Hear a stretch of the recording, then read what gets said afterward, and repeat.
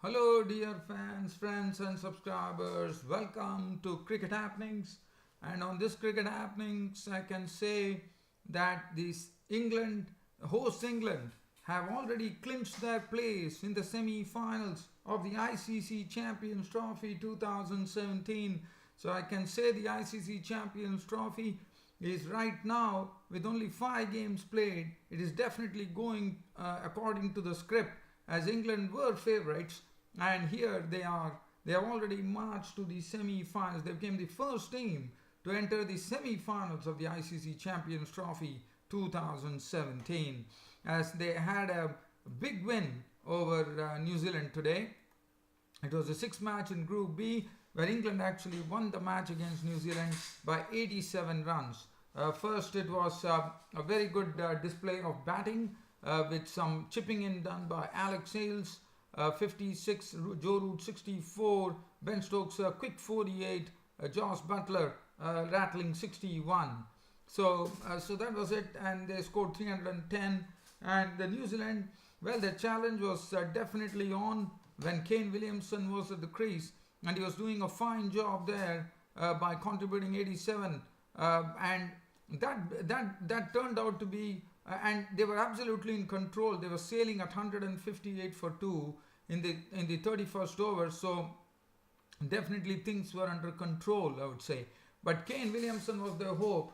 But Kane Williamson, he was, and this was the definitely the credit has to go to Mark Wood. Actually got a ball to rear up for Kane Williamson, and Kane Williamson was a goner, and that really changed the whole complexion of this New Zealand chase, as New Zealand lost the balance 7 wickets for just 67 runs, as they caved into 223 all out, and England were the victors. And as I said, they reached the semi-finals. They became the first team, and this is a proud moment for hosts, because they are also hosting the tournament. So as hosts, England have done themselves very proud already. Well, so now I'll definitely be talking about that, no doubt about it. Tomorrow the match which is coming up is between Pakistan and South Africa, and Pakistan will be under pressure, especially after the loss to India, but they are also having injury problems, as Wahab Riaz is become the second casualty of the World Cup, who is out of the tournament for Pakistan, and Ruman Reis is the one who is being roped in. And also Afghanistan yesterday put up a much better challenge against the West Indies, but West Indies Marlon Samuels thrashed 89 to take his team to victory, and West Indies clean swept Afghanistan 3-0 in the T20 series. But first, let's have a look at the England versus New Zealand game. So this particular match, as I said, it was played at Cardiff, and definitely the bowlers, even though England played well, I thought the bowlers definitely had a hand in it, no doubt about it. The toss was actually won by New Zealand, by Kane Williamson, and under cloudy conditions, which was the right move, I thought, they put England into bat at the Sophia Gardens in Cardiff. And as I said, there is the Taff River which is there, and definitely it was aiding the movement for the bowlers, one could say. And besides, the cloud cover hanging there really helped matters, as England started off they lost their first wicket pretty early, and that was Jason Roy. Jason Roy probably is not in the best of form. In fact, he was moving outside, he was exposing his stumps, and he was hitting the boundaries, but then he tried one too many, I would say, and Adam Min was the one who actually provided them the breakthrough when he actually rattled the stumps of Jason Roy for 13 of 23 balls with 2 fours. Alex Hales and Joe Root then consolidated things, and on the other hand, it was Alex Hales who was doing all the scoring, and Jason Roy definitely was not looking in his element at all. In fact, he was really struggling. Alex Hales was joined in by Joe Root, and both started consolidating the innings in their way. Alex Hales, as you know, he likes to play aggressively. He was doing the same. He also hit one beautiful 6. He also hit a 6 of the bowling of Trent Bolt, and also Corey Anderson was smacked for 6s as well. So Alex Hales was doing that. Joe Root, as you know, he was the nerdler of the innings, who was really playing the percentage strokes, and Alex Hales and Joe Root were pushing the score along nicely. as suddenly things changed for England. From 37 for 1, the score reached 118 as Alex Hales started playing his strokes and he was looking pretty good at the crease. But then Adam Min was the man who actually also picked up the other opener, Alex Hales, and he actually clean bowled him for 56 of 62 deliveries, 3 fours and 2 sixes. Joe Root was joined in by Morgan, but Morgan did not last long as Anderson nipped his wicket for 13 of 12 balls with 2 fours. Ben Stokes came in and Joe Root was already there, well entrenched at the crease. He was doing his job of slowly building up an innings. At the other end, we saw Ben Stokes come in and start clubbing the bowling. He hit some marvellous sixes. He hit Corey Anderson for a beautiful 6. He also went after, I think it was Neesham, who was deposited into the stands as well. As Ben Stokes was looking pretty good at the crease, and this partnership was doing a pretty good turn for them. And that was the time Joe Root, after making 64 of 65 balls, 4 fours and 2 sixes, departed when Joe Root was clean bowled by Anderson for 64. After that, Ben Stokes clubbed 48 of 53 balls, 4 fours and 2 sixes, becoming a victim of Bolt. But Josh Butler came in and really struggled. In fact, he could not hit a single boundary till 24 balls. And on the other hand, for Butler, the problem was that the wickets kept on. The New Zealand really got back into the game after the dismissal of Ben Stokes, as Moeen Ali was dismissed by Anderson for 12 of 11 balls with 1 6. Adil Rashid was LBW bowled Santner for 12 of 11 balls with 1 4. Plunkett made 15 of 10 balls, 1 4 and 1 6, becoming a victim of Adam Min.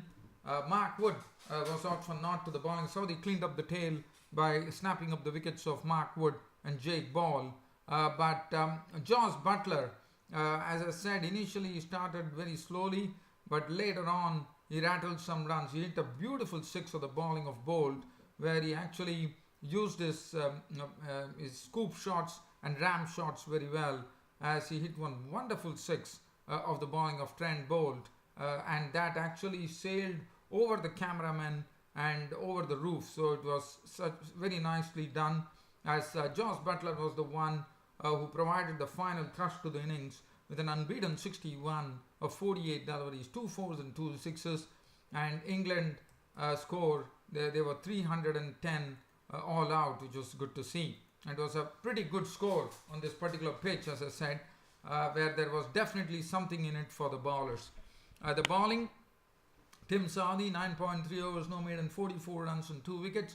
Trent Bolt, 10 overs, 1 for 50. See, Adam Min, even though he was a bit costly, leaking 79 runs of his 10 overs, he nevertheless picked up 3 wickets.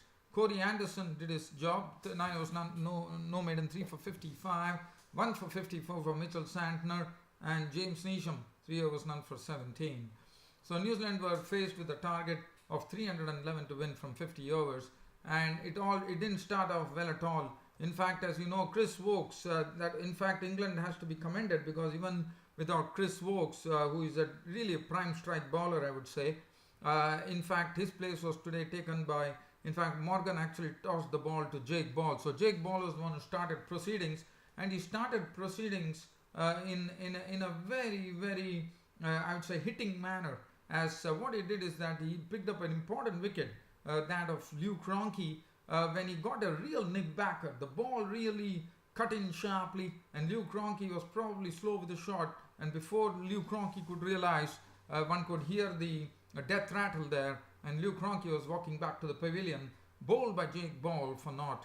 So that made it 1 for 1, and then it was Guptill and Williamson at the crease. Martin Guptill contributed 27 of 33 balls before Stokes had him caught by Joe Root, got a ball to move away, and Guptill was stuck into that, and he was gone. He was gone for 27 of 33 deliveries, 4 fours, and that made it 63 for 2. And now definitely they definitely required someone to revive the innings. Yes, they had Kane Williamson, the New Zealand captain, at the crease, which was a good thing, and Ross Taylor, the experienced Ross Taylor, was the crease, and both slowly started pushing the score together, as they started really putting in a good partnership. as the first thing that they needed to do was to really revive the innings, and that's what they precisely did. They definitely revived the innings, and in the process they added 95 very good runs, which made the score look a bit healthy at 158. Williamson, well, he was playing his customary drives. As far as Ross Taylor was concerned, I would say more of a sedate partner. Ross Taylor was really willing to bide his time at the crease, depending on almost, I would say, depending on the circumstances.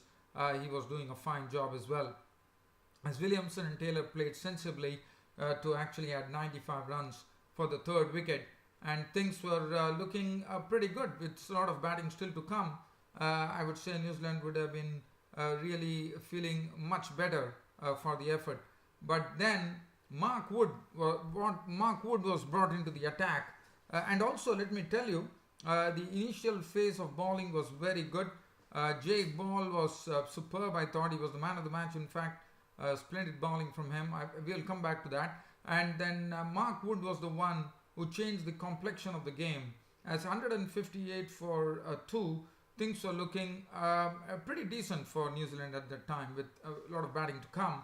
But that was the time Mark Wood produced a real delivery, and that to me was the turning point of the game, because he got the most important wicket of a very well set Kane Williamson by getting a ball to rear up. As you know, this pitch definitely was offering something to the bowlers. As I said, the certain balls were really rearing up. There was a good wind blowing as well, and which was taking the ball away from the batsman as well.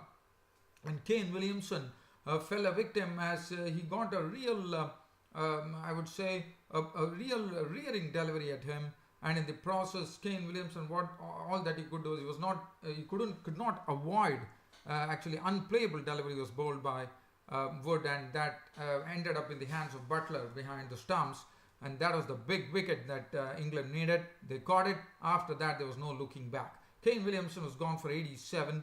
Caught Butler bowled Wood 87 of 98 deliveries with 8 fours. Ross Taylor was there, so hope was still there, but then Ross Taylor, with only 10 runs added to the tally, Ross Taylor fell a victim as Jake Ball actually picked up his wicket after Ross Taylor made 39 of 59 deliveries, 3 fours. But after that, Liam Plunkett was someone who was on a regular basis. He was bowling with lots of pace, and he was hitting the helmet of the players. In fact, he hit the helmet of Williamson as well, and he was looking a bit dangerous at the time, with generating a lot of pace and really getting the ball to do something.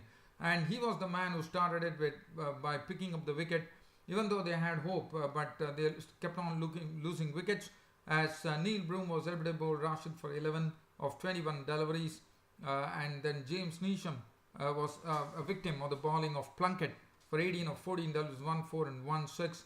Anderson departed for 10 of 15 balls with 1 4. Mitchell Santner, trying to up the tempo, was stumped by Butler with the bowling of Rashid for 3 of 9 deliveries. Plunkett picked up the wicket of Adam Min for 10 of 11 balls with 1 4. Saudi was the last victim to fall for Plunkett, and that left, as I said, was the turning point, because at 158 for 2, and suddenly the whole complexion of the game changed, with England being the victors and marching to the semi-finals, as the Kiwis were bowled out for 223 at the space of 67 runs. The balance 7 wickets or 8 wickets falling, which was not a good thing, because they definitely had a lot of batting, but credit to the English bowlers who stuck to their task well, especially Plunkett, who bowled in a menacing manner, and that really helped matters. And finally, the Kiwis were bowled out for 223.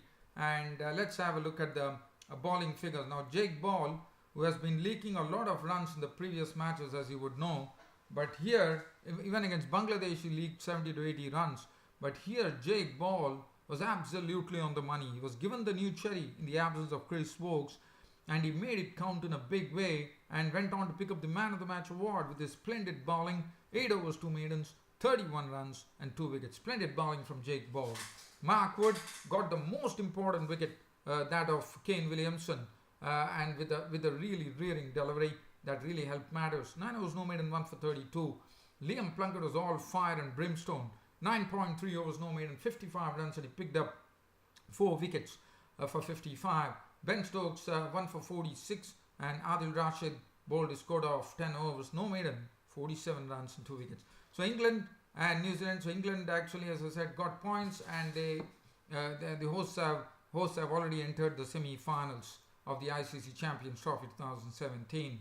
Now, as I was telling, that tomorrow's match, which is coming up, is very crucial for Pakistan because they are already smarting under the defeat by India, and now they take on South Africa. And South Africa, as you know, they are mighty, and South Africa, as you know, they are a very, very strong team, and it will be interesting to see as to how the match goes, because Pakistan are already crippled.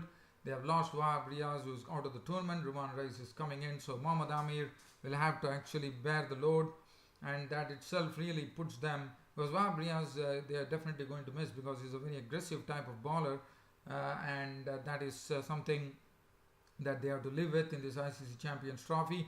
Ruman Reis, inexperienced Ruman Reis has been roped in, and I have to say that this South African team is a very, very strong team, and definitely they are eyeing the trophy as well. And so South Africa, I think for Pakistan it is very important that they win this game, because they already had one defeat, and I think one more defeat would probably even push them out of the competition, or sorry, in the sense they won't have a chance to qualify for the semi-finals. But all in all, it should be a good game of cricket, no doubt about it. Pakistan definitely have to pull their socks up here and probably get one of their A performances here against South Africa, and the match is going to be played here at Edgbaston. So that is as far as the South Africa versus Pakistan game, which is coming up tomorrow. And also, on a brief note, let's have a look at the West Indies clean sweep of Afghanistan in the T20 series 3-0. Well, Afghanistan batted first. Noor Ali Zadran was very aggressive. He really blitzed 35-19, dealt with 5 fours and 2 sixes. He was very hard on the pace bowlers. He went after Jerome Taylor in a big manner, I would say. And Javed Ahmadi was out for naught. So Afghanistan 146 for 6, putting up a good display, I thought. Mohammad Nabi made 38 of 30, that was 2 fours and 2 sixes. Shafiqullah, in fact, hit 25 of just 15 dealt with 3 fours and 1 6, which actually sailed out of the ground. It was a mighty 6. Najmullah Zadran was not out on 10, and Naib was not out on 7 with 1 6, as Afghanistan finished with a flourish, 146 for 6. The bowling, Taylor 1 for 33, Badri 1 for 26, but Keswick Williams, who has been doing a very good job in this T20 series, 4 overs no maiden, 3 for 34, Brathwaite none for 3, Powell 1 for 20, and Nareen none for 27. West Indies in their reply, well, they lost the aggressive Chadwick Walton in the very first over of the bowling of Shapur Zadran for naught. Evan Lewis contributed 19 of 22 balls, but it was Marlon Samuels with his experience taking them to victory with a very, very, very aggressive knock of an unbeaten 89 of just 66 deliveries, 9 fours and 3 sixes. Simmons made 15, and Jason Mohammed was there, also entertained with an unbeaten 23. 16 balls, 1 4, 1 6. West Indies winning the final T20 match by 7 wickets, but Afghanistan definitely would be happy with their effort, because after not doing very well in the first 2 matches, they definitely came up with the goods, I would say. As far as the bowling was concerned, Shapur Zadran 1 for 27, Amir Hamza 1 for 24, Janat was very costly, 4 overs for 41 runs, and Rashid Khan 4 overs no maiden, 1 for 22.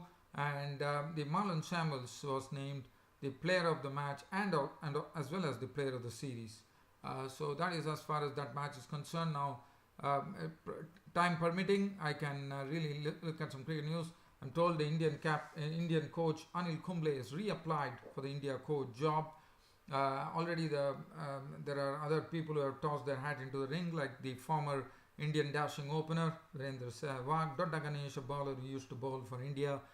Was a pace bowler, didn't play a lot of matches, probably played a handful of matches, Dodda Ganesh, and they are the few people who are actually vying in for the coach spot. Chris Wokes, I mean, he is already out of the ICC Champions Trophy, as we all know, and I'm trying to see whether there is any other news that I could really share. So Ruman Reis is the one who is the pace bowler. He's a left-arm pace bowler, I reckon, and he's going to be replacing the injured Wahab Riaz. Well, dear fan subscribers, I think it's about time for me to pull the curtain down on this cricket happening show. But as I said, it was all about England actually entering the semi-final, becoming the first team, and as hosts, they would be definitely proud of it. A very good effort by England, as they have entered the semi-finals to please all their hordes of fans, hordes of English fans there. And in tomorrow's match, as I said, Pakistan, South Africa, I'll be there to give you a match summary as usual. And thanks for your company, and thanks for your cooperation on this cricket happening show. This is your host Ram signing off tonight. Thank you.